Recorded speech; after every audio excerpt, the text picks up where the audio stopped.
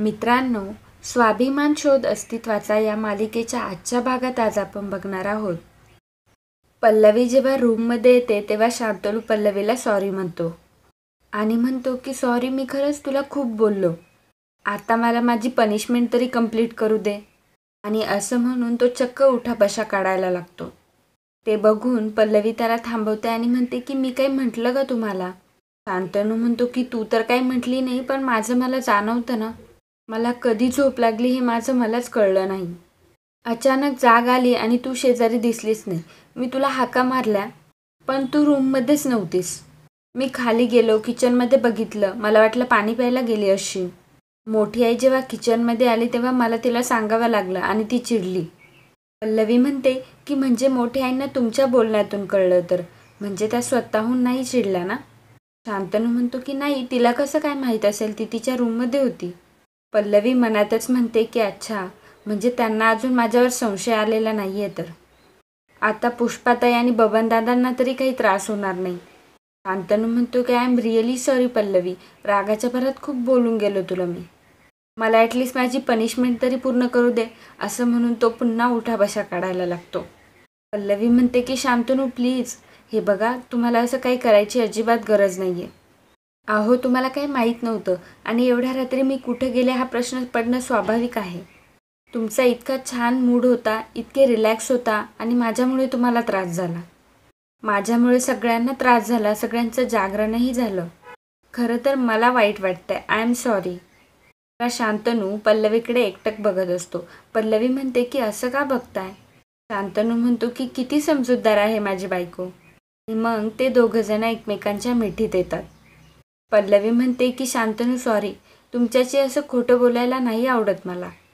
माझं मन मला खात राहतं, पण मी आता काय करू? पण माझाही नाईलाज आहे. हे आपलं सगळं आपल्या कुटुंबासाठी आहे. घरात जे कारस्थान शिजतंय त्याचा छडा लावायलाच हवा. आता माघार नाही. तर इकडे मोठी आई मोठ्या काकांना म्हणते की चांगलीच तावडीत सापडली होती आज ती. पण आपला शांतनू नेहमीप्रमाणे विरघळला आणि आजही ती सुटली. पण मित्रांनो, तुमचं मनापासून धन्यवाद. तुम्ही काल 250 लाईकचं टार्गेट अगदी काही तासांतच पूर्ण केलं. मित्रांनो, आज आपल्या स्वाभिमान आर्मीचं टार्गेट असणार आहे 300 लाईक्स. तुम्ही हेही पूर्ण कराल याची मला पूर्ण खात्री आहे. खरं सांगू का, ती आपल्याशी खोटं बोलतीये. असं काहीतरी आहे, ती आपल्यापासून लपवतीये. मोठे काका म्हणता की मलाही तोच संशय आलाय. तुला सांगू सुपर्णा, कदाचित गोडाऊनमध्ये ती काहीतरी शोधायला गेली असणार. काल प्रदीप नेमका त्यांच्या नजरेस पडलाय आणि तिच्या डोक्यात चक्र सुरू झालेत. शंका आल्यावर गप्प बसणारी मुलगी नाहीये ती. मोठी आई म्हणते पण गोडाऊनची तर एकच किल्ली आहे आणि ती पण तुमच्याकडे. तेव्हा मोठे काका म्हणतात की म्हणूनच तर मी निश्चिंत आहे सुपर्णा. तरी गोडाऊनची दुसरी किल्ली बनवून पल्लवी तिथे पोचली तरी तिच्या हाताला काहीच लागणार नाही, याची आधीच मी खबरदारी घेतली आहे.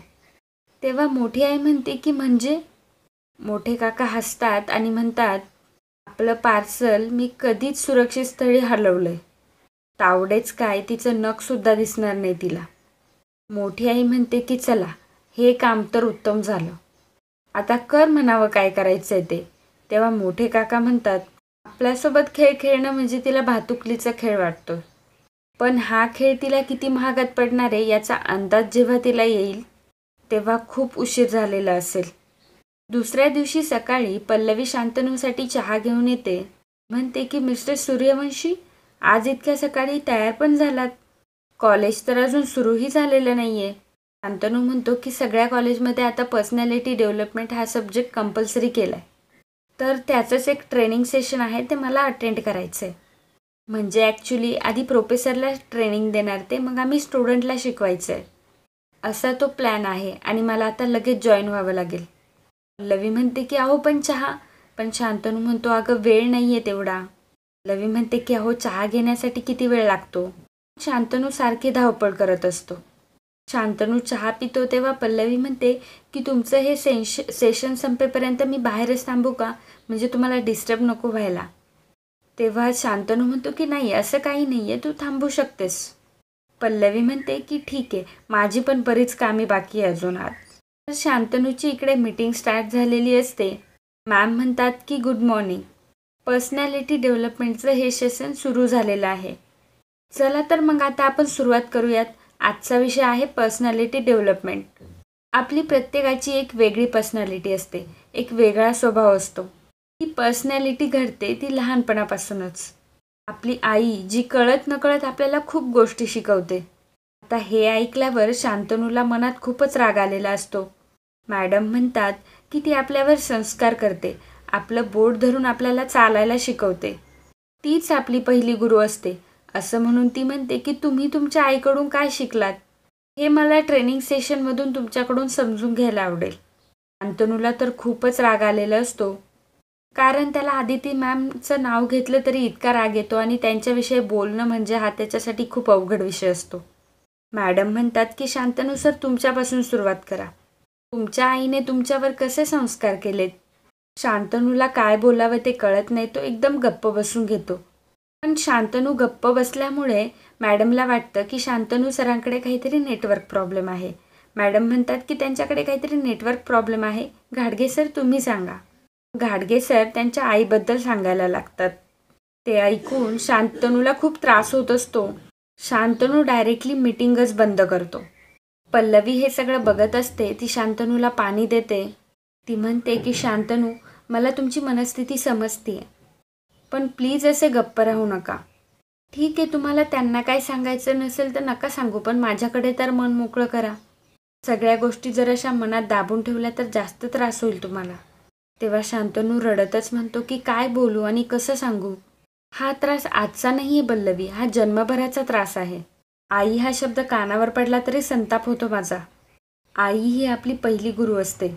प्रेम, माया, आपुलकी हे आपल्याला तिच्याकडूनच शिकायला मिळते. त्या सगळ्यांना मिळाली असेल अशी आई, पण मला का नाही मिळाली? माझीच आई अशी का होती? फक्त स्वतःचा विचार करणारी. तिचे प्रेम नव्हतंच का माझ्यावर? मग मला जन्म तरी कशाला दिला? मला जेव्हा तिची गरज होती तेव्हा ती मला सोडून का गेली? मला कधीच तिच्या मांडीवर डोकं ठेवून रडता आलं नाही. रडायला लागेपर्यंत कुठल्या कुठे निघून गेली होती ती. एकटा पडलो, एकटा जगलो आणि एकटाच राहिलो. फक्त माझीच आई इतकी स्वार्थी का आहे?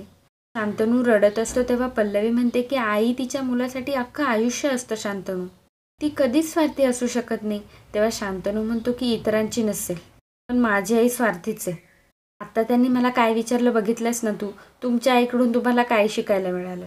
काय उत्तर देणार आहे मी त्यांना? माझी आई माझ्यासमोर कधी नव्हतीच. कालसुद्धा पल्लवी मी तुझ्यावर खूप चिडलो, ओरडलो. कधी कधी तर मला माझ्या रागाचीच खूप भीती वाटते. तू कुठल्या परिस्थितीत आहे याचा विचारच नाही केला मी. तुला माहिती आहे का? कारण माझा विश्वासच उडालाय. ज्या मुलाला त्याची आई सोडून गेली त्याचा कुठल्याही नात्यावर कसा विश्वास बसणार आहे? पल्लवीला देखील खूप वाईट वाटत असतं. ती म्हणते शांतनू असं काही नाहीये. तेव्हा शांतनू म्हणतो दरवेळी मीच चुकतो. माझा राग, माझी चिडचिड बघतेस ना तू, पण या सगळ्या मागे फक्त हेच कारण आहे. असं म्हणून शांतनू स्वतःला खूपच त्रास करून घेत असतो. हेच विचारत होता ना मॅम की तुमच्या आईने तुम्हाला काय दिले? तर माझ्या आईने मला फक्त भीती दिली आहे आणि ही भीती कायम माझ्यासोबत असणार आहे आयुष्यभर. झालं ट्रेनिंग बिनिंग. आईबद्दल दुसरं काही बोलायला नाही आहे माझ्याकडे.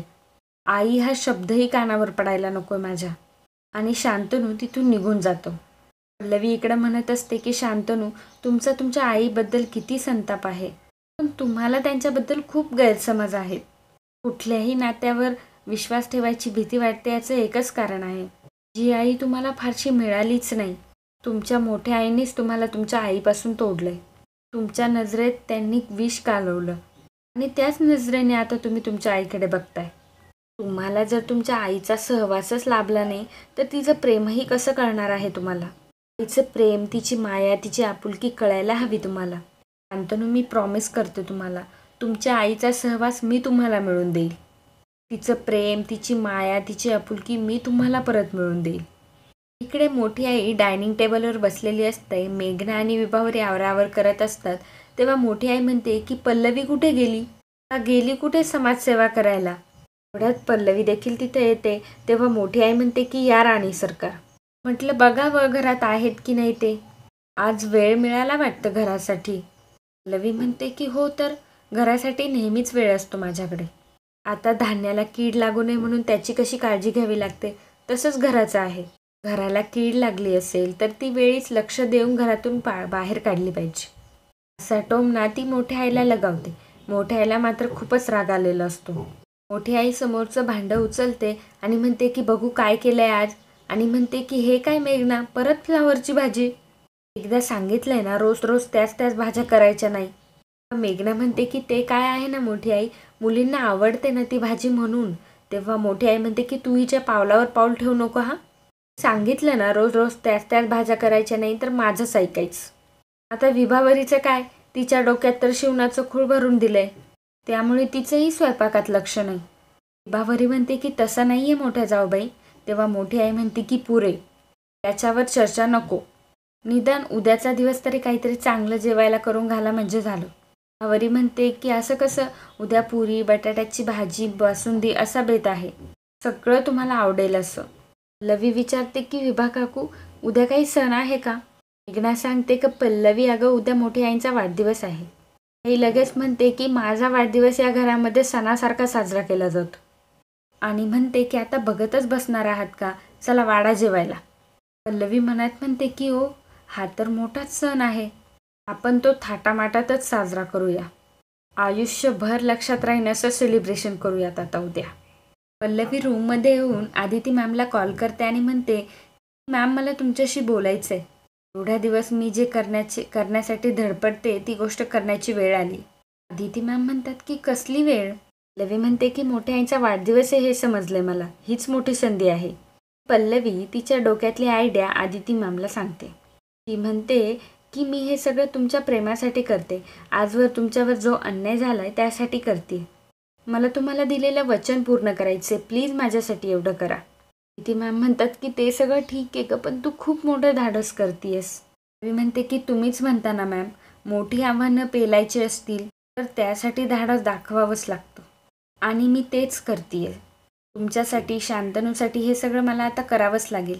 आणि मित्रांनो, आजचा भाग इथेच संपतो.